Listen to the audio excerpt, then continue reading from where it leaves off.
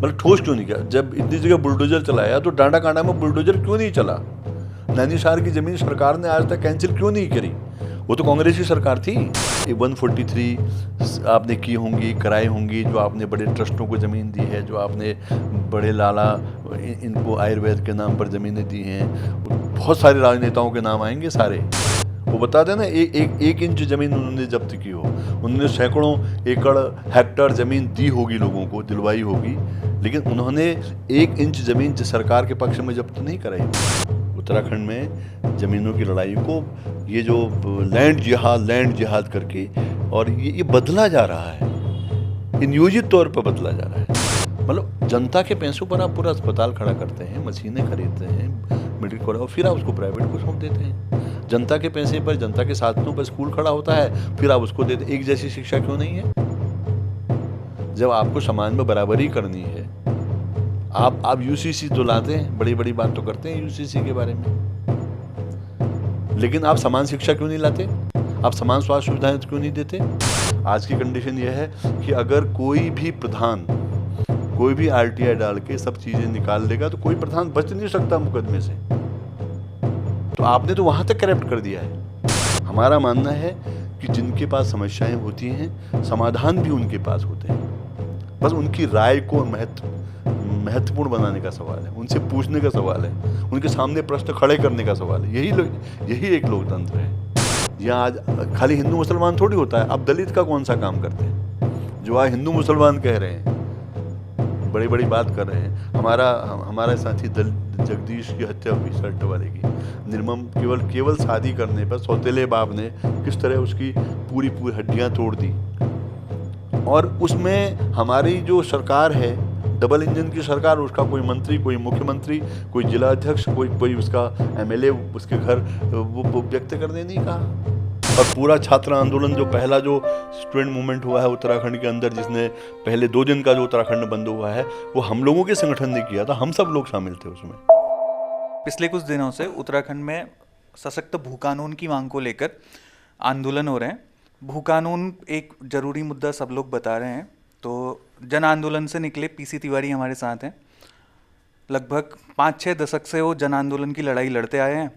तो हम एक बार उनसे बातचीत के दौरान ये समझने की कोशिश करते हैं कि इस पूरे उत्तराखंड को आज जो 24 साल हो चुके हैं उसे कैसे देखते हैं, और इन आंदोलनों जो अभी के टाइम पीरियड में जन आंदोलन के नाम पे या भू कानून के आंदोलन हो रहे हैं, वो इसे किस तरह से देखते हैं। नमस्कार सर, मैं आपसे एक चीज़ ये पूछना चाह रहा था, जैसे अभी हमारी बातचीत ही चल रही थी, पुराने टाइम पर को इतने जन आंदोलन होते थे उत्तराखंड राज्य बनने से पहले। अब उत्तराखंड राज्य बनने के बाद ये आंदोलन धीरे धीरे कम होते होते अब बिल्कुल ही ख़त्म हो गए हैं। तो आपको क्या लगता है इसका कारण क्या रहा होगा? नहीं, कारण क्या है कि जन आंदोलन तो जनता की जब लड़ाइयाँ होती हैं, जनता के सवाल होते हैं और वो सरकार पूरा नहीं करती है, तो फिर लोग धीरे धीरे एक संघर्ष की ओर आगे बढ़ते हैं। और वो संघर्ष कभी जो बड़े मुद्दे होते हैं वो बड़े जन आंदोलनों के तौर पर सामने आते हैं, जैसे सड़क, पानी, बिजली, ये लड़ाइयाँ रोज़ चलती रहती हैं, लोगों के रोज़गार की लड़ाई। लेकिन जो बड़े पैमाने पर जो पूरे सामाजिक और राजनीतिक व्यवस्था पर ज़्यादा प्रभाव डाले और उत्तराखंड की या देश की किसी इलाके की राजनीतिक परिस्थितियों को बदल दे, वैसे जन आंदोलन जो हैं नहीं हो रहे हैं, कम हो रहे हैं। और अगर वो हो रहे हैं तो वो एक तरह का जो एक राजनीतिक स्वरूप लेने की ज़रूरत है। जैसे पुरान आपके समय पर को अभी नशा नहीं रोजगार दो आंदोलन एक बड़ा स्वरूप चला, मुद्दा वही था शराब का। अब तो और भयानक हो गया उससे पहले से भी ज़्यादा। लेकिन अभी के टाइम पीरियड में उसमें कोई आंदोलन नहीं है, सड़क वैसे ही है, शिक्षा के हाल और बदतर हुए हैं, स्वास्थ्य और ख़राब हुआ है। इसके बावजूद इन मुद्दों पर अभी कोई जन आंदोलन नहीं होते हैं पहले की तरह।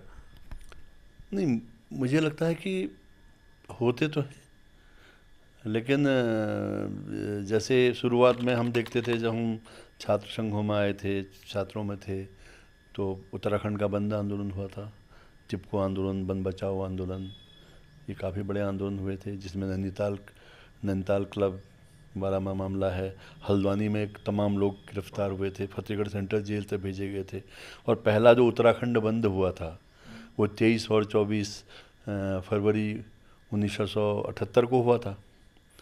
तो उसने व्यापक, उसमें पूरी छात्र वो शामिल थी, और उसने एक बड़े उत्तराखंड संघर्ष वाहिनी ने जो आंदोलन शुरू किए थे अब मेरा सवाल ये है कि जैसे अभी इतने सारे आप कह रहे हो कि चिपको आंदोलन हुआ, लेकिन उससे पहले सड़क, अभी जैसे ऑल वेदर रोड बनी, उसमें भी इतने सारे पेड़ कटे। पर्यावरण एक मुद्दा अभी के टाइम पीरियड में भी यही है, उस समय भी पहले मुद्दा था। लेकिन वैसे आंदोलन अभी के टाइम पीरियड में कोई भी नहीं हुआ, किसी ने कोई विरोध को कुछ ऐसा आंदोलन नहीं किया स्वास्थ्य को लेके या फिर नशा को लेके। अभी जैसी स्थिति है उसमें भी कुछ उस तरीके के आंदोलन छात्रों की ओर से भी नहीं आते हैं या फिर नेताओं की तरफ से भी नहीं आते हैं।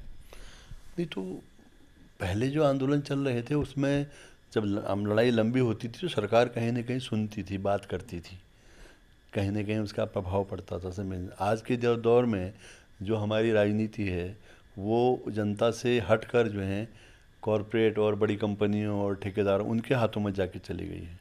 तो उनके हितों की जब बात होती है तो सरकार उसको गुमराह करती है और मीडिया के माध्यम से, जो उसके अपने मीडिया हैं उनके माध्यम से उनको भ्रमित करती है। तो और दूसरा सबसे बड़ी दिक्कत क्या है कि जो एक छात्र राजनीति से एक पूरा सिलसिला शुरू होता था और एक जो छात्र राजनीति में आने वाला कोई साथी बच्चा नौजवान आगे बढ़ता था, बहुत सारी चीज़ों में भाग लेता था, तो वो सब चीज़ें ख़त्म हो गई हैं। क्योंकि आज के दौर में जो छात्र संघ बनते हैं उन छात्र संघों में एक बार आप लड़ लें, एक बार आप कर लें, 100 उसमें प्रतिबंध लगे हुए हैं।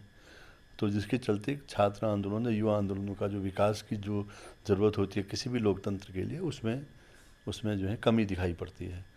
अब इसी वक्त आप देख लीजिए छात्र संघों की बात हो रही है और सरकार कह रही है कि सरकार ने हाई कोर्ट में कहा कि जो है अब तो समय ही चला गया है। तो समय कैसे चला गया है? आपने नगर पंचायतों के चुनाव, नगर पालिकाओं के चुनाव, तमाम चुनाव तो आप टाल रहे हैं, संविधान की, कानून की सारी मर्यादाओं का उल्लंघन कर रहे हैं। लेकिन आप छात्र राजनीति ना हो, छात्र संघ के चुनाव तक ना हो, औपचारिक तौर पर भी ना हो, तो उसके लिए आप पूरी बंदोबस्त कर रहे हैं। तो उसका रिजल्ट भी दिखाई पड़ रहा है।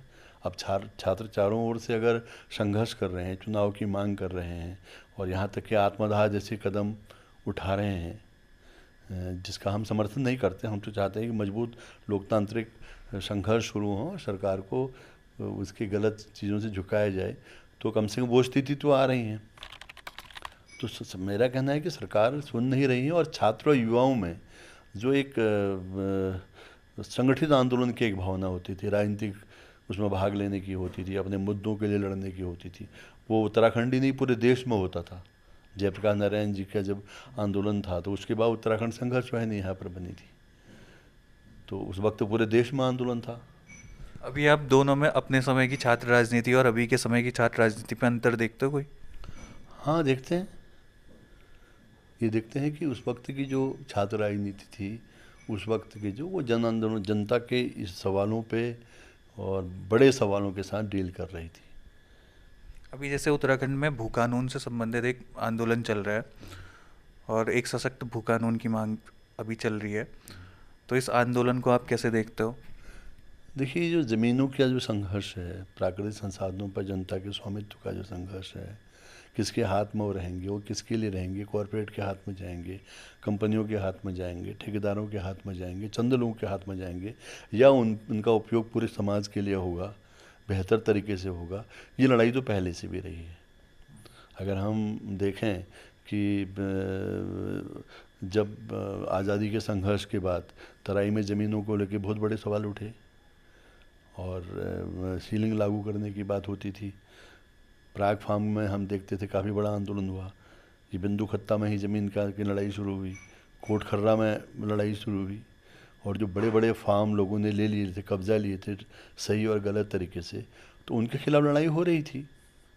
और पहाड़ में भी वो लड़ाई थी। जब सरकार ये कानून लाई, जमींदारी विनाश एंड लैंड रिफॉर्म एक्ट जो 1950 में आया, उसके बाद भी वो तो ज़मीन लोगों को देने की बात थी, और ये तो सवाल उठते थे कि ज़मीन जोतने वाले की, और जो जोतने वाले नहीं थे उनके खिलाफ एक लड़ाई थी। आज़ादी के संघर्ष के कुछ वो बातें थी जिसके चलते इस तरह के कानून बन रहे थे। तो आज की जो परिस्थिति है, आप धीरे धीरे उन पर जो है सत्ता मजबूत हुई है, और सत्ता को ये बात पता चली है कि जो मुख्य सवाल तो प्राकृतिक संसाधनों पर कब्जे का है। तो उन्होंने उत्तराखंड के अंदर और देश के तमाम जो इलाके हैं उन इलाकों पर संसाधनों पर कब्जा करना शुरू कर दिया। तो विभिन्न रूपों में वो पूरे देश में भी दिखाई पड़ते हैं और उत्तराखंड में भी दिखाई पड़ते हैं। अब जहाँ तक ये जो ज़मीनों का मामला है, जहाँ तक हम ही लोग हैं, हम कम से कम 3 दशक से लड़ रहे हैं इन लड़ाइयों को, प्रत्यक्ष लड़ाई। अल्मोड़ा के पास एक फुटिल करके एक वो बना, एक बिल्डर्स आया, उसने वहाँ पे ज़मीनों पर कब्जा किया। तो करीब 25 से 30 साल पहले हम लोगों ने उसकी लड़ाई लड़ी, उसको सामने लेके आए, वो अखबारों में भी आया, लड़ाई भी लड़ी, उसको पीछे हटना भी पड़ा। मुझे लगता है कि स्टाम्प एक्ट में उसको 63 लाख रुपए उस वक्त जो है जुर्माना हुआ।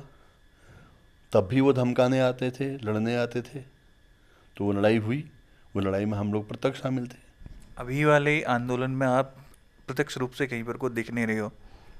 नहीं, देखिए हाल के दौर में जो प्रत्यक्ष लड़ाइयाँ हैं, नैनीशार की लड़ाई, उससे पहले डाटा काटा में जहाँ पर प्लीजेंट वैली फाउंडेशन की ज़मीन अभी जब्त हुई है। नहीं, एक ये आंदोलन जैसे मोहित डिमरी, बॉबी पवार, जो ये नए लड़के हैं, एकदम यंग हैं, इन लोगों ने एक अपना आंदोलन जिसको एक जन आंदोलन का स्वरूप लोग मान रहे हैं, इस आंदोलन को आप किस तरीके से देखते हो? देखिए मैं इसलिए पूछ रहा हूँ क्योंकि आप वहाँ पर को नहीं देख रहे हो, हम पिछले 30 सालों से आपको हर जगह देखते हैं, हर छोटे बड़े आंदोलन में आपको देखते हैं, लेकिन यहाँ आप कहीं पर को दिख नहीं रहे हो। नहीं, देखिए जब ये पहले देहरादून में जब पहला प्रदर्शन हुआ था, हम वहाँ पर गए थे, हम लोगों ने उसका समर्थन किया था। हम हल्द्वानी में भी थे और हमने उस आंदोलन की भावना का, जिसमें 2 बातें सामने आ रही हैं, मूल निवास की बात आ रही है और सशक्त भू कानून की बात आ रही है। इसकी भी हम अगर बहुत व्यापकता में ना जाएं तो मैं इसको दोनों ये मानता हूँ कि ये उत्तराखंड की भावात्मक अभिव्यक्ति है। मूल निवास का मतलब लोग क्या समझते हैं, सशक्त भू कानून का लोग क्या समझते हैं, उनकी समझ ये है कि हम इस मूल निवास और सशक्त भू कानून के माध्यम से हम अपने संसाधन बचा लेंगे और हम हमारा जो जिस कारण से हम उन्हें उत्तराखंड राज्य मांगा है, जो हमारी उसको हम बचा लेंगे। लेकिन ये जो केवल इतनी बात, ये इससे काम नहीं चलने वाला है। असल बात क्या है कि सशक्त भू कानून क्या है। कांग्रेस भी कहती है सशक्त भू कानून, भाजपा भी कहती है सशक्त भू कानून, ये भी कह रहे हैं सशक्त भू कानून। तो भू कानून से हमारा मतलब क्या है? प्राकृतिक संसाधनों पर जनता के अधिकार का सवाल है कि प्राथमिक उनका पहला हक किसका हो, जिन लोगों जो वर्षों से, सैकड़ों सालों से, सदियों से इस राज्य में रहते हैं, उन्होंने इस राज्य के तमाम कष्ट सहे हैं, इस भूगोल को जिया है, उनके हकों की बात है। उनकी जगह जो दूसरे लोग आ रहे हैं उनसे एक लड़ाई है, और वो भी कॉमन लोगों से नहीं है। ये ज़मीनें जिन लोगों ने कब्जाई हैं, और उसके पीछे एक सरकार है। जो भी ज़मीनें आज तक कब्जाई गई हैं, दी गई हैं, उसके पीछे तो सरकार है। तो सरकार को माइनस करके आप नहीं चल सकते। तो उस लड़ाई में ये जो नैनीशार की लड़ाई थी, ये जो डांडा कांटा की लड़ाई है, ये जो हम अभी चितई के अंदर एक 108 नाली ज़मीन जब्त कराई गई है, ये जो 2010 में हम लोगों ने जो एक प्लीजेंट वैली फाउंडेशन करके दिल्ली का एक बड़ा अधिकारी अल्मोड़ा के पास है, उसकी लड़ाई लड़ी है। अभी उसकी ज़मीन जब्त करने का ऑर्डर हुआ है। उससे पहले 2010 में उसकी 100 नाली ज़मीन जब्त हुई है। और हम लोग बराबर इस बात को कहते रहे हैं कि भाई ये जो यहाँ पर जो बेनाब के नाम के साथ जो ज़मीन है, जो फॉरेस्ट में चढ़ गई थी, 1893 का एक शासनादेश, अंग्रेज़ के ज़माने का वो शासनादेश है। उस शासनादेश के माध्यम से जो ग्राम समाज की ज़मीन होनी चाहिए थी, उसको बेनाम चढ़ा के आपने अंततः उसे आपने एक फॉरेस्ट में ला के खड़ा कर दिया, एक रिजर्व फॉरेस्ट बना दिया। हमारे हक को जो मैदानी क्षेत्रों में जो ज़मीन ग्राम समाज की है, वो हमारे क्षेत्र में बेनाप है। वो मामले बार बार उठते रहे हैं। तमाम जो लेफ्ट के लोग हैं, जो लोकतांत्रिक लोग, उन्होंने मामले उठाए हैं लगातार। तो वो सवाल है, फिर आपने पूरा फॉरेस्ट इलाका बना दिया। ये जंगल तो अंग्रेजों ने नहीं बनाए थे, ये जंगल अंग्रेज ने भी नहीं बनाए थे, ये जंगल हमारी सरकारों ने भी नहीं बनाए। यहाँ तो सदियों से हमारे लोग रहते थे। डिस्ट्रिक्ट शेड्यूल एक्ट था जो 1972 में इन्होंने ख़त्म किया। हमारे पास हमारी बहुत सारी चीज़ें थी, और तब जब ये कब्जा कर रहे थे तब भी लड़ाई थी। जब हमारे जंगलों पर कब्जा कर रहे थे, उसके अधिकार सीमित कर रहे थे, तो लोग लड़े थे। फॉरेस्ट ग्रीवेंसेस कमेटी बनी थी, जिसके बाद पंचायत सामने आए थे। तो ये लड़ाई आज अगर हम इसको एक नई लड़ाई के तौर पर देख रहे हैं, तो मुझे लगता है ये एक तरह की गलती है। ये एक सिलसिलेवार लड़ाई है जो प्राकृतिक संसाधनों पर कब्जे को लेकर हो रही है। उस लड़ाई में आज जो प्रचार आ रहा है, उस प्रचार में मुझे एक चीज़ की जो कमी दिखती है, हम उसको कैसे देखते हैं। जैसे हम लोग बार बार कह रहे हैं कि भाई उत्तराखंड केवल कश्मीर से लेकर अरुणाचल तक कहीं भी किसी हिमालयी राज्य में कोई भी कहीं पर भी जमीन जब कृषि भूमि आप नहीं खरीद सकते। उत्तराखंड ही एक ऐसा राज्य है जहाँ पर कृषि ज़मीन की आबाद खरीद का जो है आदेश दिया है। तो वो आदेश किसने दिया है? या हमारी ज़मीनें अगर बड़ी कंपनियों, बड़े लोगों, बड़े माफियाओं के हाथों में चली गई हैं कानूनी तौर पे या गैर कानूनी तरीके से, तो उसके पीछे कौन है? जब तक हम इस सवाल को हल नहीं करने वाले हैं, तब तक हम उत्तराखंड के लिए जो हम चाहे सशक्त भू कानून की बात करें, हम चाहे मूल निवास की बात करें, उन बातों के कोई सार्थक परिणाम नहीं आने वाले। हमको ये देखना पड़ेगा कि जो बहुत बड़े पैमाने पर जो जंगल हैं, उस जंगलों में से एक हिस्सा जो लोगों को आपको देना पड़ेगा। भूमि का बंदोबस्त आपने नहीं किया है 62-64 के बाद। हमें पता ही नहीं है कि हमारी ज़मीन गोल खाते की ज़मीन है। आदमी खेती नहीं कर सकता है, खड़ा नहीं रह सकता है, उसको भागना पड़ता है, और सरकारें जानबूझकर ऐसा नहीं करती हैं। तो मुख्य लड़ाई तो उस भूमि के बंदोबस्त की है। मुख्य लड़ाई इस बात की है कि जो भी कानून बनाया 2018 में, त्रिवेंद्र सिंह सरकार ने एक जो कानून बनाया, पहले अक्टूबर में उसका अध्यादेश लाए कि निवेश के नाम पर। फिर दिसंबर में उसको लेकर विधानसभा में वो पारित किया गया। तो पारित करने के बाद आपने जो है अकृषि करने का जो वो था, उसमें आपने छूट दी। पहले आप किसी को ज़मीन देते थे किसी काम के लिए। अगर आप नैनीशार का भी हमारा जो आंदोलन देखेंगे, उस आंदोलन में जो शासनादेश जारी हुआ है, उसमें भी लिखा है कि अगर आपने इसको 2 साल के अंदर नहीं बनाया तो आपकी ज़मीन जब्त हो जाएगी। डांडा कांडा में जो आप दे रहे थे, जहाँ पर हमारी लड़ाई चल रही है, वहाँ पर भी आपने ये दिया है। अब 2022 में हमारे धामी जी ने उसमें जो 143 का क और ख था कि भैया आप जिस पर्पज़ के लिए ज़मीन लेंगे उसको 2 साल में न करने पर वो सरकार के पक्ष में जब्त कर ली जाएगी, उसका लोप कर दिया। तो अब कौन खलनायक है? आज कांग्रेस अगर इस बात को बोलती है कि साहब हम तो सशक्त भू कानून लाएंगे, तो नैनीशार की ज़मीन किसने बांटी? पोखड़ा की ज़मीन किसने बांटी? ये तो छोटी बातें हैं। इसके अलावा बड़ी संस्थानों, कंपनियों, ट्रस्टों को जो ज़मीनें दी गई हैं, रामदेव जी के कितने ट्रस्ट हैं? उनको ज़मीनें किसने दी? क्या उन ज़मीनों को जिसने दिया उसकी जांच होगी? ज़मीन तो बड़े पैमाने पर वही है ना। तो ये सब इस सब को देखने की ज़रूरत है और उनसे ज़मीनें वापस लेने की ज़रूरत है।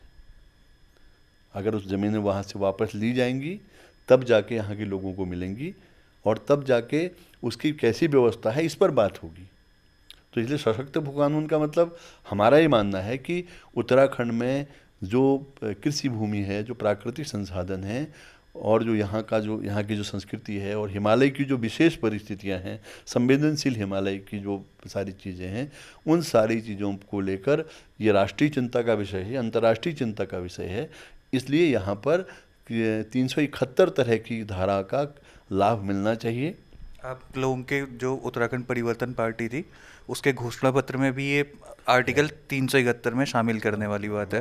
तो आप एक बार विस्तार से ही बता सकते हैं कि ये पूरी बात क्या है और किस तरीके से उत्तराखंड के लिए फ़ायदेमंद है।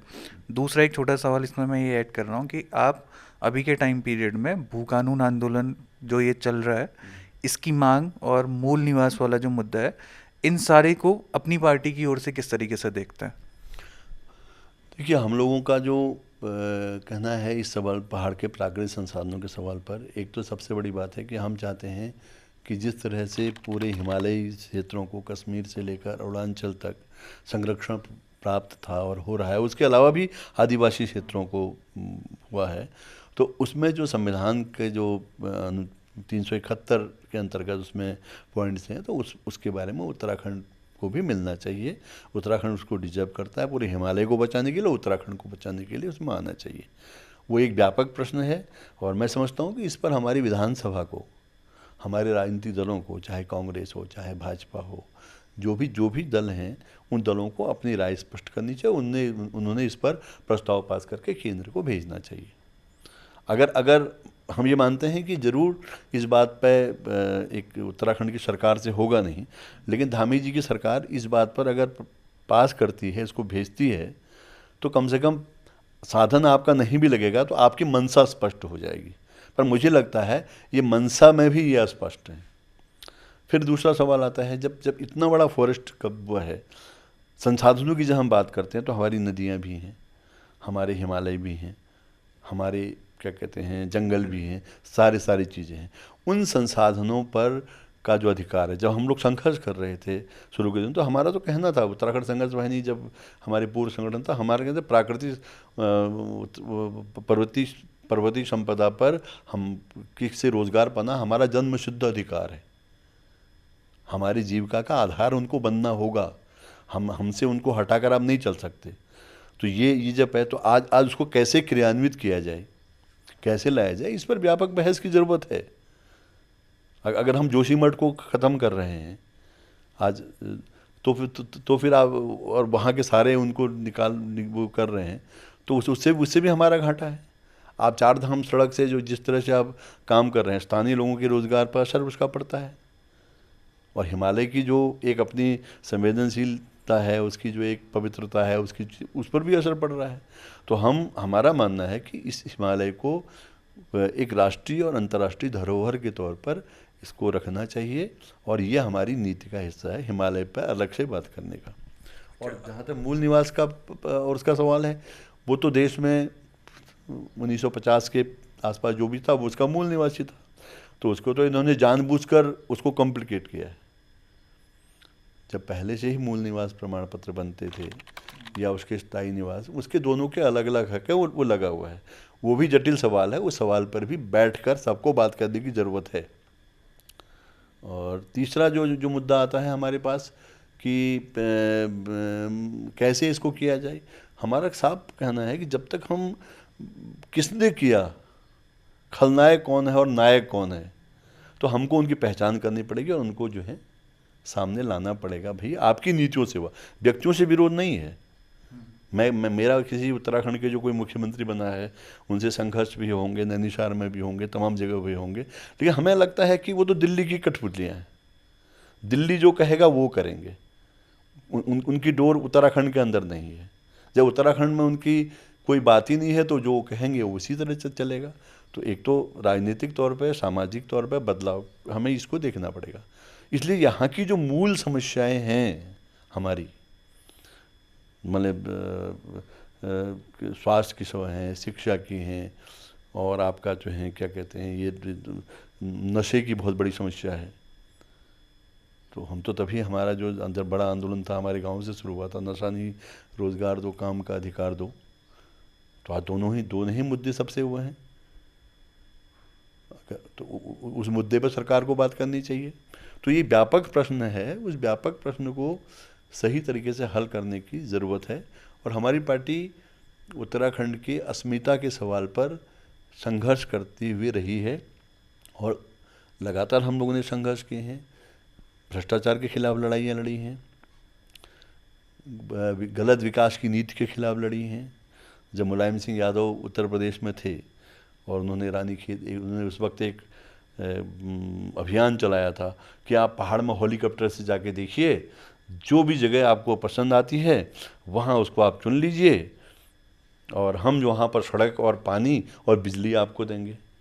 तब रानीखेत में वो आए थे और पिथौरागढ़ में भी आए थे। मैं दोनों, एक पत्रकार के तौर पर भी मैं पिथौरागढ़ में था, मैंने उनसे ये सवाल बार बार किया था रानीखेत में तो हम लोगों ने कहा था कि जवाब दो। वहाँ पर एक डॉक्टर काला थे, उन्होंने एक लिखा था, एक छोटी सी बुकलेट लिखी थी उन्होंने कि विनाशकारी पर्यटन रोको। तो मैंने वो जो सेक्रेटरी थे, मैंने पूछा इसका जवाब दीजिए आप ना, क्यों नहीं जवाब दे रहे हैं आप ये? उन्होंने जो कहा है उसके बारे में जवाब दीजिए। आज वो विकृत पर्यटन हमारे सामने किस रूप में आया है? अंकिता हत्याकांड जैसी जो घटनाएं हैं उत्तराखंड में, वो विकृत पर्यावरण उसी की तो लक्षण दिखाई पड़ रही हैं। तो अगर मुलायम सिंह जी की भावना को हम उस सवाल पर हम उसमें जा रहे होते, या उसके बाद ये जो नैनीशार का, डांडा कांडा का, और ये जो फुटहिल कंपनी का, ये सारी लड़ाइयाँ हम उसी उसमें लड़ रहे होते, सब लोग लड़ रहे होते, समझ रहे होते, तो यहाँ तक आते। कि जो ये भूकानून आंदोलन वाली मांग है या फिर इस तरीके की चीज़ें हैं, इस पूरे में राजनेता के तौर पे ईमानदारी एक बड़ा सवाल है। जनता के लिए भी है वो सवाल कि कितने आप ईमानदार हो, क्योंकि ज़मीन बेचने वाले तो लोग ही हैं। 2002 के टाइम पीरियड में, उस टाइम पीरियड में यूकेडी शामिल थी, जिस टाइम पीरियड में 500 वर्ग मीटर वाली वो एक ब्रैकेट बना, 250 वाला बना, तब भी यूकेडी शामिल थी। तो जो आप क्षेत्रीय नेताओं वाली बात कर रहे हो या क्षेत्रीय नेतृत्व वाली बात कर रहे हो दिल्ली के कठपुतली बनने वाले में, तो लोगों का किस तरीके से भरोसा करें, क्योंकि वही नेता हैं जो अब क्षेत्रीय पार्टी में है। एक बार जब उनको मौका मिला, 2 बार, दोनों बार वो शामिल हो गए दिल्ली वाली पे ही, उसी पे नाचे कहीं पर को। तो लोग कैसे भरोसा करें और वो कितने ईमानदार होते हैं नेता इन सारे मुद्दों पे? देखिए, सबसे बड़ा संकट यही है। उत्तराखंड राज्य आंदोलन को अगर हम देखें तो उस राज्य आंदोलन में विभिन्न चरण रहे, और उस दौर में जो कुमाऊं विश्वविद्यालय, गढ़वाल विश्वविद्यालय और कुमाऊं, और उसके बाद जो चिपको मूवमेंट, बन बचाओ आंदोलन रहा, ये बना, और इससे व्यापक नौजवानों की और उसकी एकता बनी, सामाजिक राजनीतिक कार्यकर्ताओं की। मुझे लगता है कि वो जो पूरा दौर था, जिसमें अस्कोट आराकोट यात्रा भी सारे दौर था, इस दौर ने उत्तराखंड को एक जो है संघर्ष का स्वरूप दिया, और उसी संघर्ष के कारण जो है ये लड़ाई तेज हुई, और उसमें जो राजनीतिक तौर पे यूकेडी ने अपना गठन किया, और उसका जो पूरा लाभ है वो यूकेडी को मिला राजनीतिक तौर पे। लेकिन पूरी जो लड़ाई थी, जैसे वन कर्मचारियों की लड़ाई थी, नियमितीकरण की, बहुत लंबी लड़ाई हम लोगों ने लड़ी। करीब 3,500 लोग कुमाऊं वन श्रमिक संघ के उसमें नियमित भी हुए। इसी तरह की बहुत सारी लड़ाई लड़ी। तो उस लड़ाई ने उत्तराखंड के एक व्यापक, उसकी एक उपराष्ट्रीयता के सवाल को जो है इंगित किया, और उसके वो बने। लेकिन अब दिक्कत दूसरी आती है, जब हम उसको राजनीतिक तौर पे ले जा रहे हैं, तो क्या हमें उसकी ये बात मालूम, केवल राजनीति की बात करके तो नहीं होगा ना।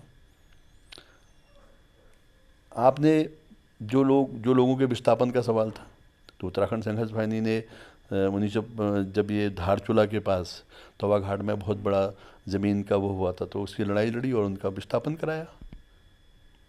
छात्रों के सवाल को उठाया, विश्वविद्यालयों के सवाल को उठाया। तो अब लड़ाई लड़ने वाले एक लोग हैं, और राजनीति करने वाले अगर दूसरे लोग हैं, या उसमें से एक छोटा हिस्सा है, तो उसमें जो कमी आई है, जो गड़बड़ी हुई है, उसके कारण से उत्तराखंड की जो क्षेत्रीय अस्मिता का प्रश्न पीछे गया है। अब मैं आपकी बात से सहमत हूँ कि बहुत सारे जो हमारे लीडर गए, मतलब सवाल ये रहता है कि आज दो, अभी दो, उत्तराखंड राज्य दो। कैसा होगा उत्तराखंड पर तो बहस नहीं हुई ना। सबको याद होना है, होगा या नहीं होगा, तो मैं याद दिलाना चाहूँगा कि जब उत्तराखंड राज्य बन रहा था, 8 नवंबर और 9 नवंबर की रात को राज्य का गठन हो रहा था, तो उस वक्त 7 नवंबर को हम लोग देहरादून की सड़कों पे थे, और बहुत बड़ी रैली थी, खबरदार होशियार रैली। खबरदार होशियार उसका गीत था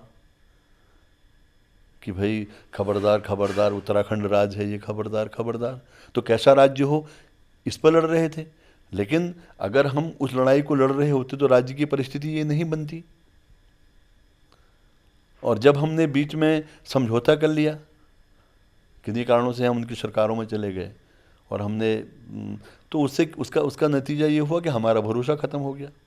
तो राज्य आंदोलन में जो गए उनका भरोसा भी ख़त्म हुआ, और बाकी के प्रति भी एक संदेह पैदा हो गया। तो उसी संदेह के कारण हम जैसे लोगों को भी लड़ना पड़ रहा है काफ़ी समय तक। पर हमें अगर उसको लंबी लड़ाई होगी तो कोई दिक्कत नहीं है। परिवर्तन पार्टी का हमने बनाया, इसीलिए बनाई, हम कोई पार्टी बनाने के लिए नहीं खड़े हुए थे। हम तो राज्य के स्वरूप के सवाल पर बात कर रहे थे, राजधानी गैर शरण पर बात कर रहे थे, नशा मुक्त उत्तराखंड राज्य की बात कर रहे थे, महिलाओं को बराबर के अधिकारों को लेकर बात कर रहे थे, एक बेहतर समाज की बात कर रहे हैं, सामाजिक परिवर्तन की बात कर रहे हैं, राजनीति परिवर्तन की बात कर रहे हैं और उसकी भी बात कर रहे हैं। और हम उसको कोई पहाड़ी राज्य, मतलब पहाड़ी और गैर पहाड़ी की बात नहीं कर रहे हैं, क्योंकि जो पहाड़ी और गैर पहाड़ी की बात कर रहे हैं उनको पता है बेचने वाले कौन। जब हम फिर उस जगह पर आते हैं तो खलनायक कौन है? नेता तो, मुख्यमंत्री तो उत्तराखंड के अंदर जो भी बने कौन थे? हमारे ही लोग तो थे। उनके नाम हमारे कुमाऊनी के हैं, गढ़वाली के हैं, उनके नाम हैं, लेकिन उन्होंने क्या बदलाव किया? कोई बदलाव नहीं किया ना। सवाल पहाड़ बोल पहाड़ी हल्ला बोल नहीं है। सवाल ये है कि पहाड़ के हितों को, इसका संरक्षण कौन कर रहा है, पहाड़ की जनता के हितों के साथ कौन खड़ा है, ये सवाल है।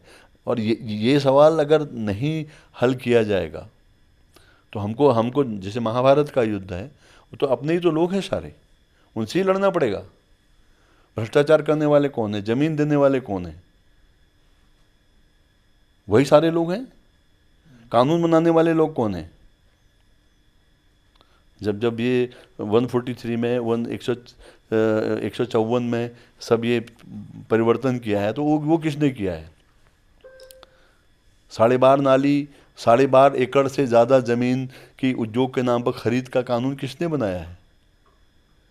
अगर कोई आदमी जिस पर्पज़ के लिए ज़मीन लेगा उस पर्पज़ को अगर न देने पर भी उसके खिलाफ कोई कार्रवाई नहीं होगी, ये कानून किसने बनाया है? हमारी इसी सरकार ने बनाया है। अगर धामी जी को इस पर आना है तो धामी जी पहले कहें कि वापस करता हूँ मैं इसको, कहें ना इस बात को। अगर उनको समझ आ गई है कांग्रेस और भाजपा के नेताओं को, तो उनको कहना चाहिए कि मैंने 24 सालों में ये गलतियां कर दी हैं, मैं क्षमा मांगता हूँ, आइंदा हम नहीं करेंगे ऐसा। ये कहने का साहस होगा हमारे नेताओं में। अगर नहीं है तो फिर हम उस सबकी बात, पूरी जनता की बात तो हो सकती है। जनता की बात जब हम करते हैं तब हम ये तो नहीं कह सकते ना कि साहब जो हैं इसमें सारे तरह के दलाल बेईमान सारे लोग हैं। हम एक अल्मोड़ा में 35 रजिस्ट्रियाँ एक दिल्ली के आदमी ने की हैं। तो लोकल दलाल कौन है? लोकल दलाल वो हैं जो वहाँ के ब्लॉक प्रमुख हैं, खुलेआम उनकी शिकायत हो रही है। तो अगर आप स्पष्ट नहीं करेंगे कि लोगों का कोई बदल के आ जा रहा हो, उसको आ गया, उसका स्वागत है, लेकिन हम लड़ाई को केवल ये कहकर हम करेंगे तो उत्तराखंड राज्य जैसी लड़ाई होगी। हजारों लाखों लोग सड़क पर होंगे लेकिन परिवर्तन नहीं होगा। जब होगा तो उनके हित, दिल्ली के हित सधेंगे, बड़ी कंपनियों के हित सधेंगे, बड़े उनके हित सधेंगे, वो होगा। आप कैसे देख रहे हो उत्तराखंड को ये 24 सालों, जो ये पूरे 24 साल में उत्तराखंड के? देखिए, ये 24 साल जो उत्तराखंड के थे, जिसको ये विकास कह रहे हैं, वो विकास नहीं है। हमारी जनता का विकास नहीं है, लोगों का। ये बड़ी कंपनियों का विकास है, ये हमारे राजनेताओं का विकास है जो गैर शरण में मीटिंग करते हैं और अपनी तनख्वाहें बढ़ा लेते हैं और लोगों को ठेकेदारी उनको नियमित नहीं करते हैं। ये उनका विकास है जो राजनीति में जाते ही उनकी कोठियाँ बन जाती हैं, उनकी प्रॉपर्टी जाने लगती है और हमारे पूरा पहाड़ पलायन करता है, गांव खाली होते हैं। ये उनके विकास का मॉडल है। ये विकास का मॉडल नहीं चल सकता उत्तराखंड के लिए। उत्तराखंड की जनता को, उत्तराखंड के नौजवानों को, उत्तराखंड के लोगों को समझना पड़ेगा कि हमारा जो विकास का मॉडल होगा वो हिमालय और लोगों के लिए होगा। उसमें लोगों की भागीदारी होगी। लोकतंत्र का मतलब ये नहीं है कि एक बार आप 5 साल में वहाँ पहुँच गए हो और पहुँचने के बाद जो है अब आप जो मन आए कर सकते हो। किसी कानून पर बात हुई? किसी कानून पर बात नहीं हुई। जितने कानून पास हुए हैं संसद में तक, जब हमारे वो आपराधिक कानून बदलते हैं, हम भारतीय न्याय संहिता बनाते हैं, उस पर जब बहस नहीं हुई तो यहाँ कौन सा है? तो इसलिए ये जनता का बिना जो किसी विकास से, किसी चीज़ से प्रभावित होता है, अच्छे या बुरे, उसकी राय बहुत ज़रूरी है। एक ऐसा लोकतंत्र लाने की ज़रूरत है और उसके लिए राजनीतिक दृष्टि में व्यापक परिवर्तन करने की ज़रूरत है। हमने जब परिवर्तन पार्टी बनाई है तो हमने इसी कारण से बनाई है। हमने परिवर्तन पार्टी इसलिए नहीं बनाई कि हम एमएलए बन जाएंगे, हमारे साथी एमपी बन जाएंगे। तो ठीक है, एमएलए एमपी बनने का एक प्रक्रिया है। अगर इसमें आप लोग जैसे जो आप जिन मुद्दों की बात कर रहे हो सारे मुद्दे लोगों से जुड़े हुए मुद्दे हैं, उसके बाद भी जनता आप लोगों के साथ आके पार्टिसिपेट नहीं कर रही है, क्योंकि at the end of day आप ये तो चीज़ देखी जाएगी ना, ये चुन के जो आ रहा है, लोग ही चुन के भेज रहे हैं उसको, तो ये जो लोगों में कमी आ गई है या फिर क्या चीज़ हो गई है? देखो, चुनने की प्रक्रिया क्या है, यही प्रक्रिया पर सवाल हो रहे हैं ना। जो लोग आज तक उस चुनाव को बहुत बड़ा मानते थे, वही कह रहे हैं कि तुम बदमाशी कर रहे हो। हरियाणा का इलेक्शन देख लीजिए, चंडीगढ़ में मेयर का इलेक्शन देखिए, और उत्तराखंड में देखिए। मुझे तो याद है अल्मोड़ा के अंदर एक बीडी पांडे जी के वहाँ पे एक वो हो रहा था, और एक पूर्व अध्यक्ष थे विधानसभा के, एक उपाध्यक्ष थे उस वक्त। तो किसी साथी ने सवाल पूछ दिया कि भाई शराब के बारे में आप क्या करते हो, शराब क्यों बांटते हो? तो काफ़ी देर बहस हुई और दोनों ने अंत में ये कहा कि ये नहीं बांटेंगे तो मैं भी नहीं बांटूंगा। तो जब ये स्थिति खुलेआम है तो उस चुनाव की प्रक्रिया को बदलना, अगर भाजपा वाकई मोदी साहब इस देश में कुछ नया करना चाहते, चुनाव की प्रक्रिया को बदले ना। मतलब इतना बिना पैसों के चुनाव नहीं लड़ा जा सकता अभी के टाइम पीरियड में। बिना पैसों के अगर चुनाव नहीं लड़ा जा सकता है, भला आदमी सामाजिक काम करने वाला अब नहीं लड़ सकता है, तो कौन जो माफिया होंगे, बदमाश होंगे, गुंडे होंगे, पैसे कमा रहे होंगे, तमाम धंधे करेंगे, वही तो आएंगे चुनाव में। तो आप कैसे लड़ोगे फिर उनसे? नहीं, हम तो जब चुनाव में जाते हैं तो जीतने के लिए भी जाते हैं और अपनी बात कहने भी जाते हैं। उत्तराखंड परिवर्तन पार्टी को जैसे 16 साल हो गए हैं, तो आप कितना चेंज देख रहे हैं लोगों में? 16 साल से तो आप ये बातचीत कर ही रहे होंगे। देखिए, चेंज तो दिख रहा है। लोगों के भ्रम टूट रहे हैं। लोगों के पास रोजगार नहीं है, लोगों के गांव खाली हैं, लोग समझ गए। लेकिन ये समझते हुए जब वो राजनीतिक तौर पे, वो बाकी सब कुछ है, हमारे यहाँ सबसे बड़ी दिक्कत क्या है कि आप समझ भी रहे हैं तो आप राजनीतिक तौर पे आप बात नहीं कर रहे हैं। एक ऐसा वातावरण बनाया गया है कि राजनीति बहुत खराब चीज़ है। उसके चलते लोग राजनीतिक परिवर्तन के लिए इकट्ठा राजनीतिक सवालों पे खड़े नहीं हो रहे हैं। वो जो खड़े होंगे ये बदल जाएगा। इनकी ताकत, ये जो पैसे की ताकत है, ये पैसे की ताकत, भ्रष्टाचार की ताकत, बेईमानी की ताकत, चुनाव में गड़बड़ी करने की जो ताकत है दिख रही है, जिसके बारे में वही लोग बोल रहे हैं, तो वो जैसे ही समाप्त होगी और लोग खड़े होंगे, खड़े हो रहे हैं लोग। आज बात कर रहे हैं, आज जो कह रहे हैं कि गैर राजनीतिक बात है, कल को कहेंगे राजनीतिक बात है।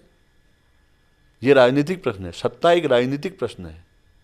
उस राजनीतिक प्रश्न को हल किए बिना, उस राजनीति में शामिल हुए बिना आप जो है परिवर्तन नहीं कर सकते। मेरे जो सारे साथी, उत्तराखंड के साथी, जो छात्र, किसान, मजदूर, जो ये सोच रहे हैं कि भाई बिना उसके होगा, उसके बिना नहीं होगा, आपको उनको सत्ता से उतारना पड़ेगा। आपको अपने बीच से उन लोगों को जो आपके लिए काम करते हैं, जो ईमानदार हैं, जो भ्रष्टाचार नहीं करने वाले हैं, जिनका किसी उद्देश्य के लिए जो राजनीति में है, उनको सामने लाना पड़ेगा। और उसके लिए समय लगता है तो लगे। कितना समय लग जाएगा ऐसे? तो देखिए, जब समय लगता भी है और समय नहीं भी लगता है, कभी वक्त आता है, ऐसे बदलाव होते हैं। इंदिरा गांधी जी ने नहीं सोचा था ना कि आपातकाल के बाद अचानक वो चली जाएंगी, नहीं सोचा था ना। इतना बड़ा आंदोलन हो जाएगा तब लोगों ने भी नहीं सोचा था ना। तो जैसे लोगों की समझ में आएगी, लोग बदल सकते हैं। आप कैसा उत्तराखंड देखते हो इन फ्यूचर? अगर मान लिया पार्टी आपकी सरकार बनाती है, या फिर आपकी एक आइडियोलॉजी में उत्तराखंड, किस तरीके का उत्तराखंड देखते हो आप? देख, तो हम तो कैसा उत्तराखंड देखते हैं जिसमें सामाजिक तौर पर बड़ा बदलाव आए, लोगों के समझ में राजनीतिक तौर पर बदलाव आए, राजनीति में जो ये सब चल रहा है ये ना हो। जो सही लोग राजनीति करने वाले हैं, समाज के लिए करने वाले हैं, वो करें, और जो गलत करने वाले हैं, कोई भी हो, उसको दंडित किया जाए। जहाँ पर उसका आधार हिंदू मुसलमान नहीं होगा, यहाँ आज खाली हिंदू मुसलमान थोड़ी होता है। अब दलित का कौन सा काम करते हैं जो आज हिंदू मुसलमान कह रहे हैं? बड़ी बड़ी बात कर रहे हैं। हमारा साथी जगदीश की हत्या हुई शर्ट वाले की, निर्मम केवल शादी करने पर सौतेले बाप ने किस तरह उसकी पूरी हड्डियां तोड़ दी। और उसमें हमारी जो सरकार है, डबल इंजन की सरकार, उसका कोई मंत्री, कोई मुख्यमंत्री, कोई जिला अध्यक्ष, कोई उसका एमएलए उसके घर वो व्यक्त करने नहीं कहा। तो जब तुम अपने समाज के एक बड़े वर्ग को ऐसे अपमानित करते हो, ऐसे उसकी पूछ नहीं करते हो, तो तुम्हारा उत्तरकाशी में वो करना या तमाम जगह पर लैंड जिहाद कहना, ये सब कहना, ये तो केवल भटकाने की कोशिश का हिस्सा है। इसको आप भटका रहे हैं चीज़ों को, और ऐसे भटका के नहीं चल सकता। आपका कुछ इलाकों में चल जाएगा, दुनिया में चल जाएगा, आपका ये सब चीज़ नहीं चलेगा। इसलिए जो काम ये कर रहे हैं, ये इतनी घटिया हरकतों में इसलिए आए हैं क्योंकि इनके पास सही सवालों को हल करने का कोई तरीका नहीं है। हमारा मानना है कि जिनके पास समस्याएं होती हैं, समाधान भी उनके पास होते हैं, बस उनकी राय को महत्वपूर्ण बनाने का सवाल है, उनसे पूछने का सवाल है, उनके सामने प्रश्न खड़े करने का सवाल है। यही एक लोकतंत्र है। तो अगर आप एक ऐसा बनाएंगे, गांव तक आप देखिए, गांव तक आपने प्रधान बनाया, आपने तो कहा कि हम एक अच्छी सरकार बनाएंगे, ग्राम होगी, लेकिन क्या बना? वो तो आपके कार्यपालिका का अगला हिस्सा बन गया, कमीशन उठाकर आपको देने का बन गया है। आज की कंडीशन ये है कि अगर कोई भी प्रधान कोई भी आरटीआई डाल के सब चीज़ें निकाल लेगा तो कोई प्रधान बच नहीं सकता मुकदमे से। तो आपने तो वहाँ तक करप्ट कर दिया है। तो ये इस बात को लोगों को समझना पड़ेगा। जो लोग उस जंजाल में फंसे हुए हैं, उसे बाहर नहीं देख पा रहे, आज नहीं तो कल उनको देखना पड़ेगा। उस वक्त तो लोगों को परिवर्तन पार्टी दिखेगी, उस वक्त तो लोगों को वो लोग दिखेंगे। हमारे लिए, हम अगर अपने लिए कर रहे हो तो हम इनके साथ हम लोग इनके साथ शामिल होते, हम नहीं हो सकते हैं शामिल। हमारे जैसे हम ही नहीं है, बहुत सारे लोग हैं, हज़ारों हज़ार लाखों लोग हैं जो उसको समझ रहे हैं, लेकिन वो उस संगठन की उसमें अपनी भागीदारी उस लेवल पर नहीं कर रहे हैं। उनके सामने मजबूरी होगी, वो करेंगे भागीदारी और चीज़ें का बदलाव होगा। और चुनाव की प्रक्रिया ही इतनी दूषित है कि कोई भला आदमी, कोई आदमी जा ही नहीं सकता।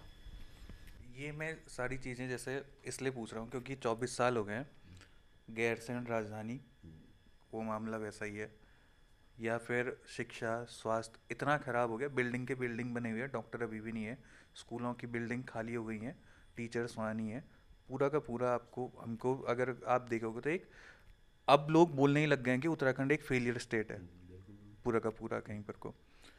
ऐसे टाइम पीरियड में आप लोग कैसे देख रहे हो कि उत्तराखंड में क्या चेंजेस करने चाहिए लोगों में, किस तरीके से, मतलब कहीं पर को बीजेपी आ रही है या कांग्रेस आती है, उनके अपने प्रॉपर दिल्ली से मुख्यमंत्री चुन के आते हैं, यहाँ लोकल का कहीं पर को प्रतिनिधित्व की प्रॉपर पॉलिटिकल वैक्यूम है अभी के टाइम पीरियड में।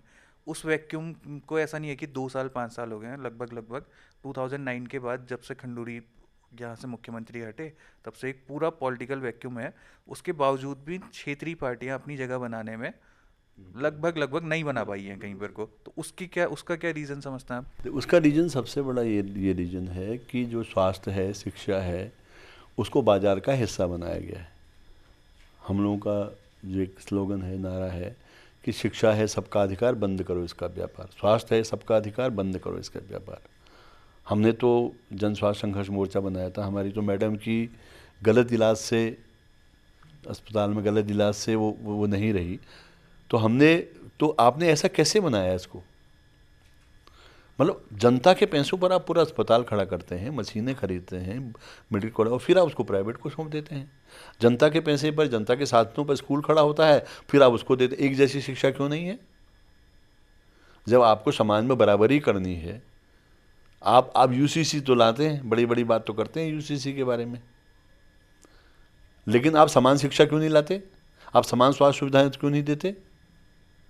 आप लोगों की जो सारी ज़रूरत एक तरह का वेतन क्यों नहीं देते? एमएलएज क्यों, वो कांग्रेस और बीजेपी के एमएलए गैरसैंण में बैठते हैं और करीब 4 लाख के आसपास अपनी तनख्वाह बढ़ा लेते हैं और विदेशों में इलाज की सुविधा ले लेते हैं और कोई चूं भी नहीं बोलता? इसका मतलब क्या है? ये 2 राजनीति है ही नहीं, एक राजनीति है। और इसको मैं नहीं समझ रहा हूँ। इसको, आपका सवाल बहुत सही है। इसको तो अगर इनकी लीडर्स से बात कर लीजिए, आज आज राष्ट्रीय पार्टियों के डबल इंजन सरकार के नेताओं से, दूसरे नेताओं से बात कर लीजिए, वो खुद इस बात को मानते हैं। वो केवल इसलिए देखें कि शायद मेरा भी मौका आ जाए, पर वो मानते हैं इस बात को कि उनकी बात कहने का कोई मौका उनके पास नहीं है, उनके एमएलए के पास नहीं है, उनके एमपी के पास नहीं है, उनके मुख्यमंत्री के पास नहीं है, किसी के पास ये मौका नहीं है। इन परिस्थितियों को कितनी देर तक आप सह सकते हैं, सवाल है इतना। उससे बचने के लिए उन्होंने सारे कानून बनाए हैं, तमाम ह्यूमन राइट का उल्लंघन कर रहे हैं। पुलिस से यहाँ परमिशन लो, फलानी जी का परमिशन लो, न्यूनतम मजदूरी के सवाल पर हमारे वहाँ पर उधम सिंह नगर में, सिरकुल में, हाँ, हमारी महिलाएं 14 दिन से बैठी हुई हैं। अब आपको क्यों नहीं दिखाई पड़ रहा है, सरकार को क्यों नहीं दिखाई पड़ रहा अभी श्रम कानून लागू होनी चाहिए? आप डॉक्टर तक उसके स्वास्थ्य के परीक्षण के लिए नहीं भेज रहे हैं। तो ये सारी चीज़ें लोगों के सामने खुल चुकी हैं, पर अभी वो जो खुल चुकी हैं, अभी थोड़ा सा 1 डिग्री और बढ़ेगा तो चीज़ें आएंगी। हम इसलिए हम मान रहे हैं आपकी बात कि हमने उनके तौर तरीके नहीं अपनाए, क्योंकि हम अगर उनके तौर तरीके अपनाएंगे तो हम उनकी तरह हो जाएंगे। ठीक है, हमें वक्त लगेगा, हमें हो सकता है हमारे और साथी लोग लगेगा, लेकिन जब वो आएंगे तो पर एक चीज़ है, वो भरोसा जरूर करते हैं हम लोगों का। उनको मालूम है ये समझौता नहीं करेंगे, ये अपनी चीज, ये मुकदमे ले लेंगे, ये जेल चले जाएंगे, ये डंडे खाएंगे, सरकार मुकदमे लगा लेगी, लेकिन ये अपने बात से हटेंगे नहीं। ये जो भरोसा वहाँ के लोगों के पास है वो वापस लाएगा सब लोगों को, ऐसा मुझे लगता है। वह थोड़ा सा अपना इसको एक्सप्लेन कर दो, ये आर्टिकल 371 वाला क्या मुद्दा है? शेड्यूल 5 के को लेकर भी कुछ लोग अभी मतलब जैसे भू कानून और उसके अलावा शेड्यूल 5 में डाल दो और पूरे को ट्राइब था, इस तरीके की एक पूरी बातचीत चल रही है। हमने उनसे ही बात कही ना, हमने कहा कि देखो तुम ले आओ ट्राइब, हमें अपोज नहीं कर रहे हैं। हमें जब आगे जाना है चीज़ों के तो हमें बहुत सारे हर चीज़ पे हमें जो मेन कंट्राडिक्शन पे फोकस करना है ना, तो मेन कंट्राडिक्शन पे जब हम फोकस करेंगे तो हमें बहुत सारे लोग चाहिए। अब ये एक पॉलिटिकल टैक्टिस हम लोग पहले अपना नहीं पा रहे थे ना सब, तो हम मेन चीज़ पे फोकस करेंगे। अगर हम बाकी चीज़ों पे जाएंगे तो वो सब जगह से हमारे खिलाफ खड़ा कर देंगे, हमारे थॉट के खिलाफ। तो ठीक है, तुम शेड्यूल 5 लाओ, लेकिन तुम हमारे कंधे पे तुम लाओ ना।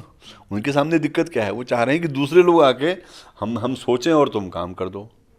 ऐसा नहीं, वो सोचेंगे भी हम ही, काम भी हम ही। हमारे जो एक्टिविस्ट हैं वो जो सोचेंगे, उनका जो अनुभव होगा वही उसके लीडर होंगे। ये एक क्लियरिटी हमारे इसमें है। और हमने कहा कि ना, पॉलिटिकली अभी के टाइम पीरियड में आप उत्तराखंड परिवर्तन पार्टी को कहाँ पर को देख रहे हो? देखिए, हम ये देख रहे हैं, हम उत्तराखंड का भविष्य हैं, और उत्तराखंड के तमाम लोग जो जागरूक हैं, जो चीज़ों को देखते हैं, और जो मज़दूरों के हैं, किसानों के साथी हैं, वो हम लोगों पर भरोसा करते हैं। उनको अफसोस भी होता है कि ये जो सारे लोग जो अच्छा संघर्ष कर रहे हैं, उसके बावजूद ये आगे क्यों नहीं बढ़ रहे हैं, सीट में कन्वर्ट नहीं होता है वो। उनको ये लगता है। तो यही जो भाव है उनके, ये आने वाले समय में सामने आएंगे, क्योंकि हमें लगता है कि जिस विचार के साथ हम खड़े हैं वो विचार निश्चित तौर पर उत्तराखंड को बदलने वाला है, उत्तराखंड के लोगों को न्याय देने वाला है, उत्तराखंड के भ्रष्टाचारियों, बेईमानों, उसको बेचने वालों, उसकी कंपनियों को सौंपने वालों, उन सबको सबक सिखाने वाला है। जैसे अभी के टाइम पीरियड में हम उत्तराखंड परिवर्तन पार्टी के साथ एक चीज़ ये देखते हैं कि यंग लोग जैसे जो हैं, जो कॉलेज में छात्र राजनीति कर रहे हैं, या फिर इधर NSUI ABUP 2 ही धड़े दिखते हैं, उसके अलावा छोटे छोटे ग्रुप्स कुछ इस तरीके से दिख रहे होंगे तो वो दिख रहे होंगे। लेकिन आप लोगों के साथ कहीं पर कोई यंग लोगों को जोड़ने के लिए आप क्या करते हो? देखिए, हम इसमें कोशिश कर रहे हैं। ये बात सही है कि जब हम लोगों का दौर था, छात्र आंदोलन का काफ़ी बड़े दौर था, उस दौर में सारे युवा आंदोलनों का जो नेतृत्व था उत्तराखंड संघर्ष वाहिनी, और उसके बाद के दौर में भी था। बीच में आंदोलनों के दबाव बहुत ज़्यादा थे, बहुत ज़्यादा दमन हुए, हम लोगों को केंद्रित किया गया सरकारों की ओर से, पुलिस की ओर से, सबकी ओर से, तो जिसके चलते चीज़ें नहीं हो पाई। लेकिन अब हम बहुत संजीदा तरीके से उस काम को कर रहे हैं, और काफ़ी लोग हमारे साथ आ रहे हैं, और मुझे लगता है कि ये जो हल हमारे नौजवान ढूंढ रहे हैं, कोशिश कर रहे हैं, वो हल उनको अंततः उस विचार में मिलेंगे जो शिक्षा को समान अधिकार की तरफ देखा। शिक्षा है सबका अधिकार की बात करेंगे, समान और गुणवत्तापूर्ण शिक्षा सबको चाहिए एक लेवल तक, और उसकी व्यवस्था सरकार को करनी चाहिए। स्वास्थ्य की बात भी यही है, तो वो चलेगा, वक्त लगेगा, लेकिन हम न हारे हैं और न हारेंगे। क्योंकि हमें मालूम है कि हमसे पहले भी लोग लड़े हैं, हम भी लड़ रहे हैं और हमारे बाद भी लोग लड़ेंगे। क्योंकि अगर लोगों के संकट हल नहीं होंगे, केवल पुलिस राज बनाकर, केवल आप अपनी ये दमन की कार्रवाइयों को तेज़ करके आप बहुत दिन तक चीज़ों को रोक नहीं सकते। जैसे ओवरऑल में इतने लंबे समय से आप लड़ाई कर रहे हो, सरकार के खिलाफ लड़ रहे हो, आप विपक्ष में भी नहीं हो, आप फिर भी लड़ रहे हो उस तरह सड़क पे हो पूरे की तरीके से, उसके बाद भी इतनी लंबी बातचीत में आप पूरे पॉजिटिव हो। आप ये इतना पॉजिटिव एटीट्यूड वो कहाँ से आ रहा है? ये जनता से। हमारी जो पॉजिटिविटी है, क्योंकि हमारे उनसे व्यक्ति विरोध है ही नहीं। ये जो नेता हैं, जो लोग हैं, हमारी सबसे बात होती है और साफ साफ बात होती है। मतलब हम कभी भी किसी मीटिंग में, किसी भी बातचीत में हम अपनी बातों को छुपाते नहीं हैं और न कोई बैर रखते हैं। नीति की लड़ाइयाँ हैं और नीति की लड़ाइयों इसलिए उन तक भी वो चीज़ें जा रही हैं। आज वो दूसरी पार्टियों के जो लोग हैं वही भी मानते हैं इस बात को कि भैया ये जो विचार से लड़ रहे हैं, इनका जो है ये लड़ रहे हैं, तो ये ठीक है, ये ठीक कह रहे हैं। उनका भी उनमें से भी जो पॉजिटिव लोग हैं उनका कोई विरोध नहीं है हमसे।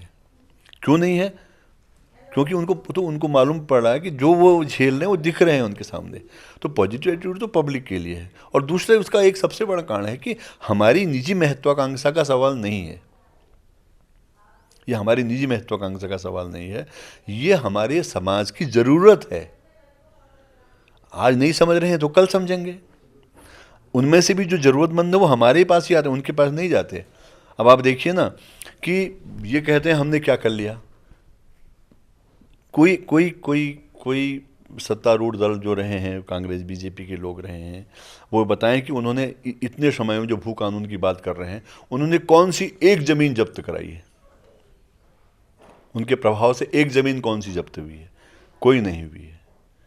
इनमें से कितने लोगों ने किसी बड़े भ्रष्टाचार के खिलाफ संघर्ष किया हो? जिन लोगों को ज़मीनें दी उनके सवाल पे निकाले हों। लेकिन ये परिवर्तन पार्टी के साथ नहीं है।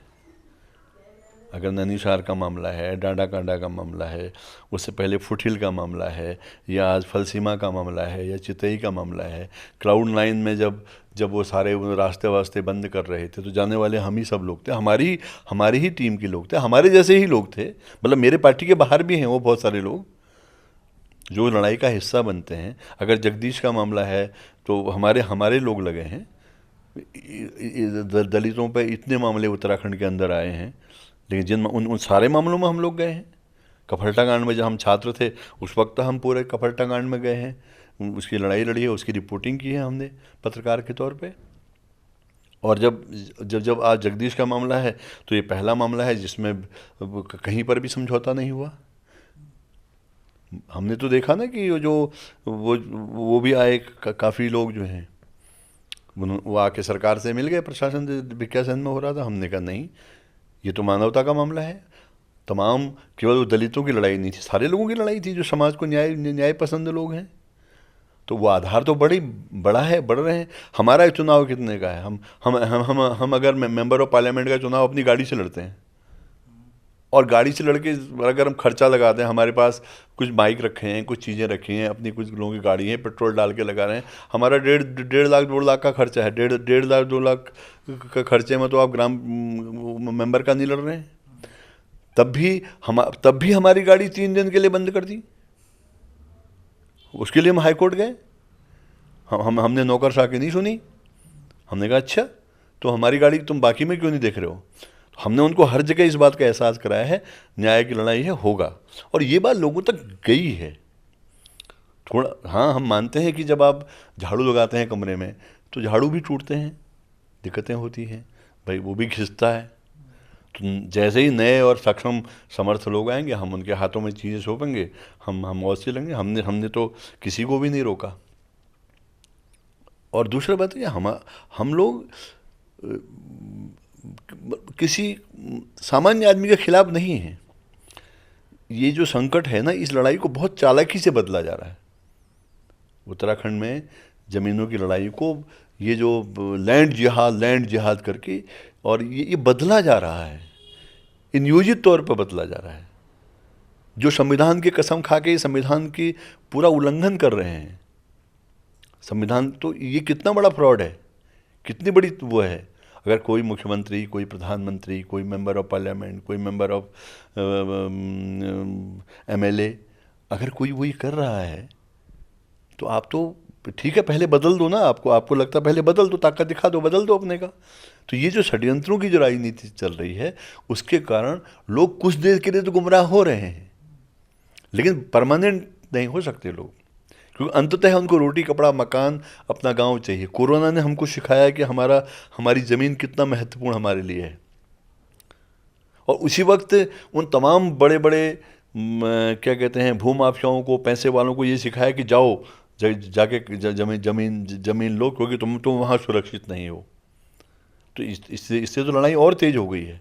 मैं जितने लोगों से बात करता हूँ उन सबको संगठन में सही तरीके से जोड़ नहीं पाता, क्योंकि बहुत तरह की चीज़ें रहती हैं, हमारे लोगों के पास सीमाएं रहती हैं, वो रहती हैं।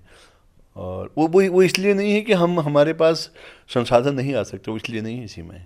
अगर किसी को ये लगता हो कि साहब ये जितना संसाधन उनको मिलता है उससे ज़्यादा हमको मिलेगा, क्योंकि हमने जिनके उसमें जो हैं वो पकड़ा है, गर्दन पकड़ी है, तो वो उनको गर्दन छुटाने के लिए सब। लेकिन हम वो लोग नहीं है ना, हम वो लोग नहीं हैं, इसलिए हमारे पास नहीं है, इसलिए, और हमें चाहिए भी नहीं वो।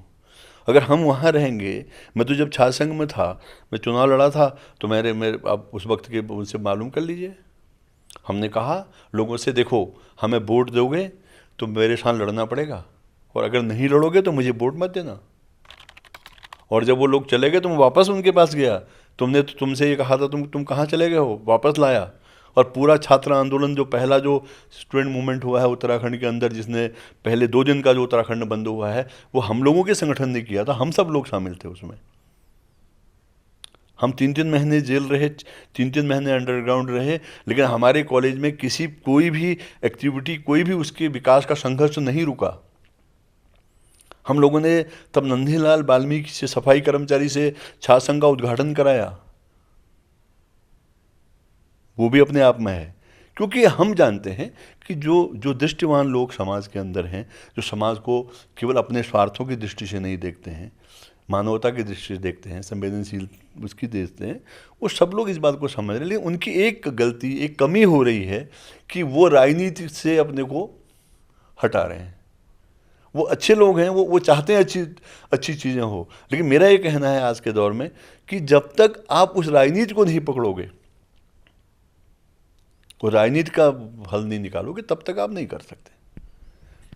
जो पूरा भू कानून वाला आंदोलन अभी चल रहा है, सड़क पे गढ़वाल में एक नए लड़के कर रहे हैं पूरे के पूरे, और एक आप वो जो लंबे समय से कर रहे हो, और आप जैसे और भी नेता हैं जिन्होंने पहले भी कई सालों से ये लड़ाई लड़ रहे हो, दोनों के बीच में एक गैप दिखता है।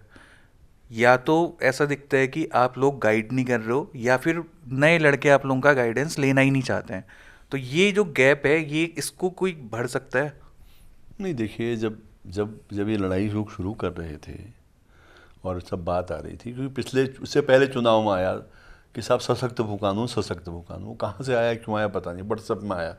क्यों आया? वो इसलिए आया कि पिछले कोरोना काल से पहले से हम लोग उत्तराखंडी अस्मिता पर जगह जगह काम कर रहे थे। हमने हल्द्वानी में लेके यहाँ भी हर जगह हमने उस पर गोष्ठियाँ की, उत्तराखंडी अस्मिता और राजनीतिक पूरे परिदृश्य पर हम लोगों ने बातचीत की।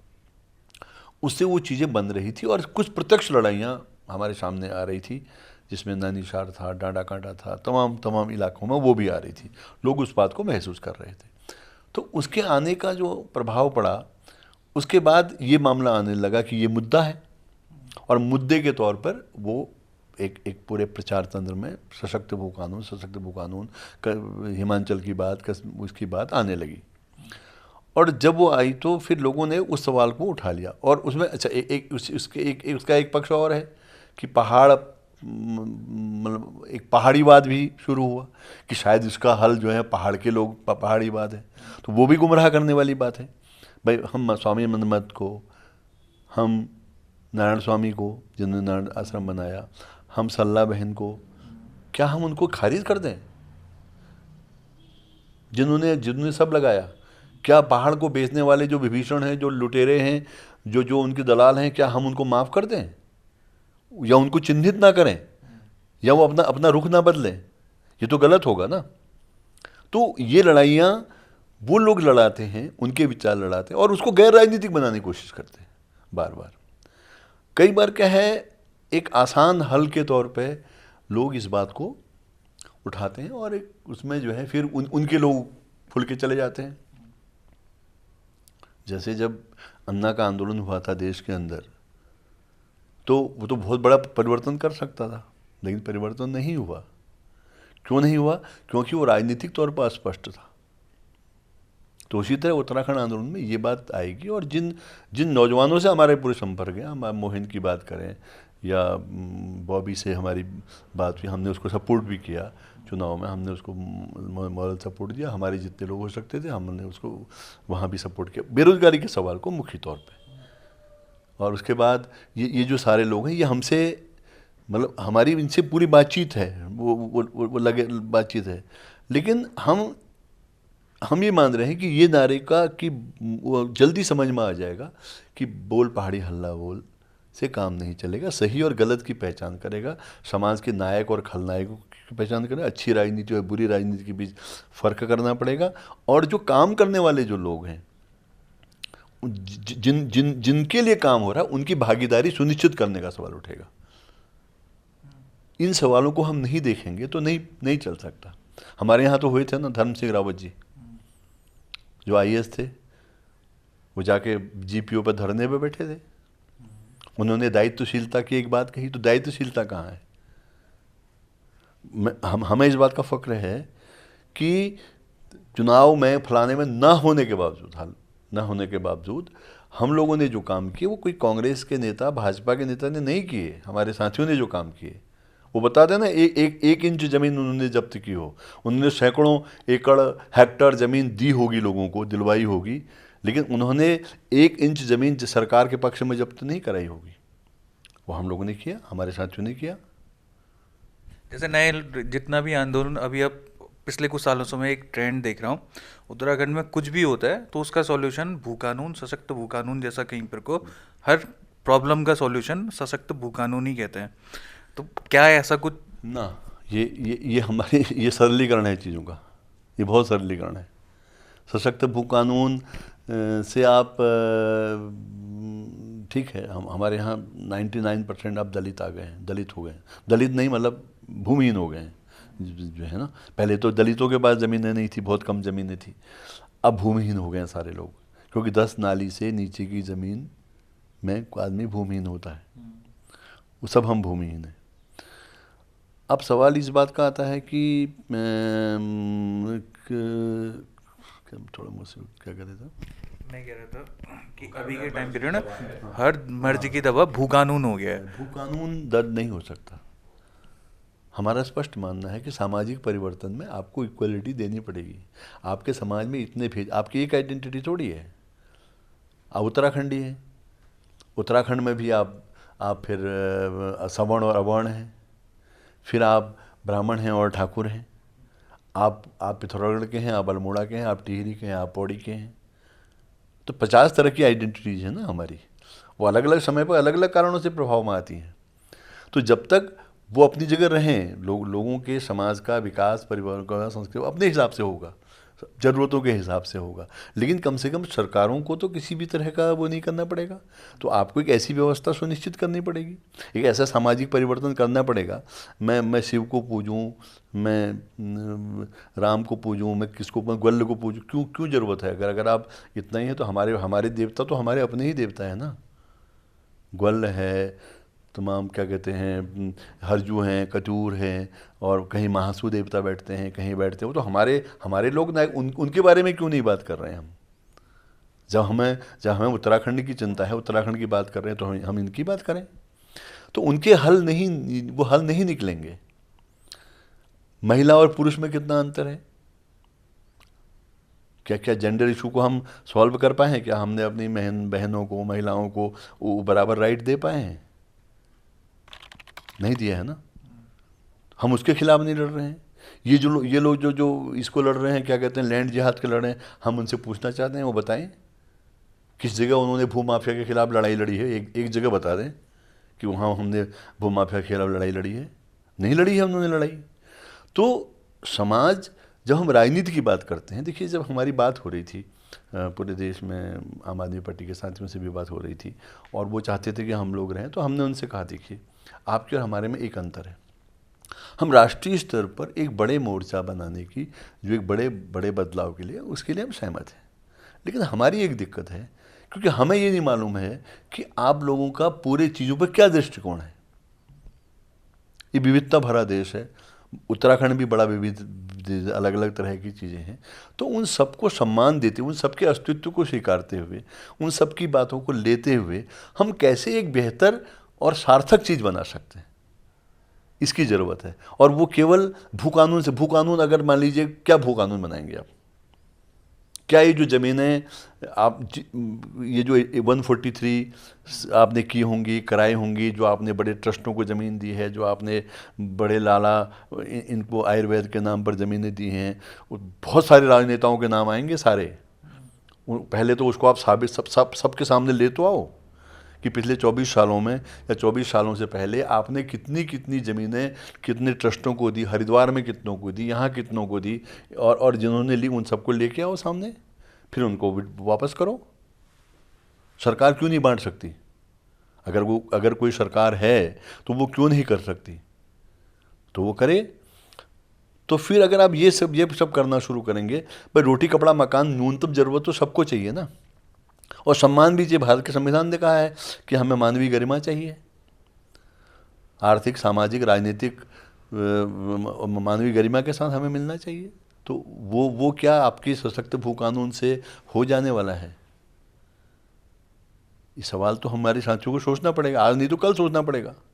लड़ाई का मुद्दा आज प्रमुख, अगर लड़ाई हो भी गई है तो भी उस लड़ाई में आपको देखना पड़ेगा। और जब हमारे अंदर ही घुसे होंगे उत्तराखंड राज्य आंदोलन की तरह से सारे लोग, हमने तो कहा था कि भाई कोई भी उत्तराखंड में जो पटवारी व्यवस्था होती, क्यों नहीं है? पटवारी व्यवस्था क्यों ख़त्म करी आपने? जगह आपने पुलिस एक्ट, आपने कानून, आपने फॉरेस्ट डिपार्टमेंट में, उत्तरांचल में वो पहला राज्य है जिसने उत्तरांचल वन पंचायत में संशोधन किया, उत्तरांचल संशोधन किया, और पत्ती उठाने का अधिकार भी कानूनी तौर पर हमारे हाथ से चला गया। तो ये दृष्टि कहाँ से आई? इन सबकी समीक्षा करनी पड़ेगी, सबकी बात करनी पड़ेगी। वो बिना समग्र और बड़ी दृष्टि के होगा ही नहीं, वो नहीं होगा। और इसलिए हम कितना भी नारा लगा लेंगे, कितना भी हम दौड़ लेंगे, कर लेंगे, तो कल को एहसास हो जाएगा। जैसे उत्तराखंड राज्य बनने के दौर में हमें इस बात का एहसास हो गया है कि भैया वो राज्य हमने बनाया था, लेकिन वो राज्य वैसा नहीं बना जैसा हम सोच रहे थे। अब राज्य आंदोलनकारी अपना पूरा वो मांग रहे हैं, आरक्षण मांग रहे हैं, मतलब आरक्षण उनको मिल रहा है।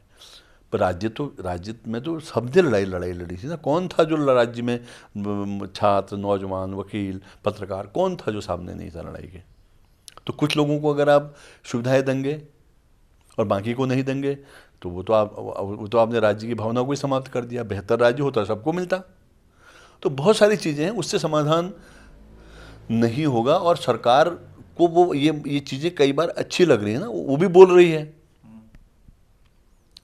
मतलब ठोस क्यों नहीं किया? जब इतनी जगह बुलडोजर चलाया तो डांडा कांडा में बुलडोजर क्यों नहीं चला? नैनीसार की ज़मीन सरकार ने आज तक कैंसिल क्यों नहीं करी? वो तो कांग्रेस की सरकार थी, उसमें तो कांग्रेस, हरीश रावत जी के मुख्यमंत्री थे, तो वो ज़मीन भी आपने कैंसिल नहीं करी। जो पानी आपका कब्जा हो गया है, जो आपके रास्ता कब्जा हो गए हैं, जहाँ पर कोई बड़ा प्रभावशाली आदमी आता है, ज़मीन खरीदता है, वहाँ की बेनाबजी में ज़मीन कब्जा करता है, फिर रास्ते पे कब्जा करता है, फिर नौले पे कब्जा करता है, वहाँ पर ताला लगाता है। ऐसे प्रमाण हैं हमारे पास, वो लगाता है। फिर सड़क उसके यहाँ बनती है, बिजली का बड़ा पोल उसके यहाँ लगता है, वो सारी चीज़ों की तो समीक्षा करनी पड़ेगी। ये तो हर समीक्षा हर गांव को करनी पड़ेगी, हर घर को करनी पड़ेगी, हर नौजवान को करनी पड़ेगी, तब जाके उसका रास्ता बनेगा। केवल इससे काम नहीं चलने वाला है।